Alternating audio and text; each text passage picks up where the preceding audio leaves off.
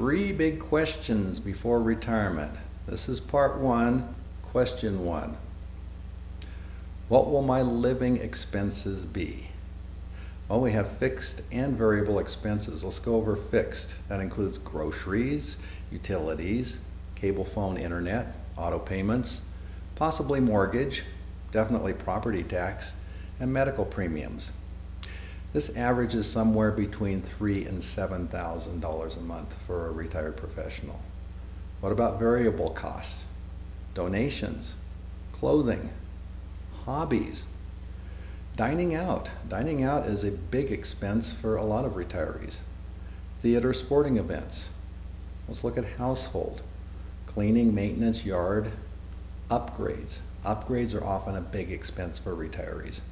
And then, of course, there's vacations, which are a major funding issue for early retirement. Variable expenses are normally in the range of $4,000 to $6,000 per month. Add variable and fixed together and you get $7,000 to $13,000 a month. That's not including taxes for a budget. Taxes in retirement are normally an issue for professionals as they have tax deferred, funds in IRAs, 401ks, and other tax-deferred environments. Let's go to question number two. In retirement, beginning retirement, where are you in the market cycle? Well, what if a person retired in 2007 right before the market crash? Well, let's say as a professional you had a $2 million portfolio. Using the 4% rule, that would generate $80,000 a year in income that you could continue on with inflation increases every year. A lot of professional couples will have, at their full retirement age, about $50,000 in Social Security a year. If you add the two together, $80,000 plus $50,000, that's $130,000 per year of income that you could use in retirement in 2007. Well, we had a market crash in 2008, and a lot of professionals lost about 20% if they had a 50-50 mix of stocks and bonds. No, there weren't very many out there that lost 40 or 50% because they had an all-stock portfolio. Not too many of those at retirement do. So 20% is a reasonable amount. So, could or should you take out that $80,000 again from your portfolio?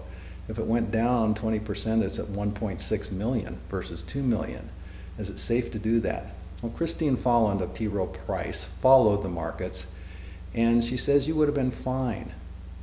The reason is you could have taken that $80,000 and indexed it up for inflation each year using the 4% rule without having to worry about the market loss in 2008 because the market's done so well from 2009 since.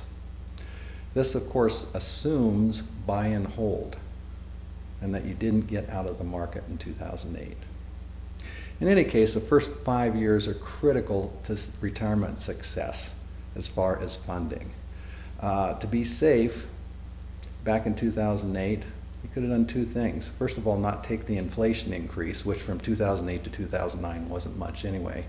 Don't take the inflation increase that next year. In other words, 80,000 would creep up a little bit higher. Don't take that increase. Or probably better yet, take 4% of the 1.6 million. Since it's gone from 2 million to 1.6 million, take the 4% of the lower amount.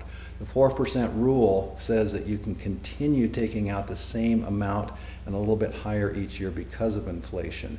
This is a little bit different to fund at your current level of savings, taking 4%.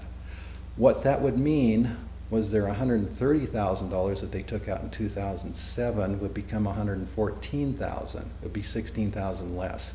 With the market crashing, could you afford to spend $16,000 less the next year?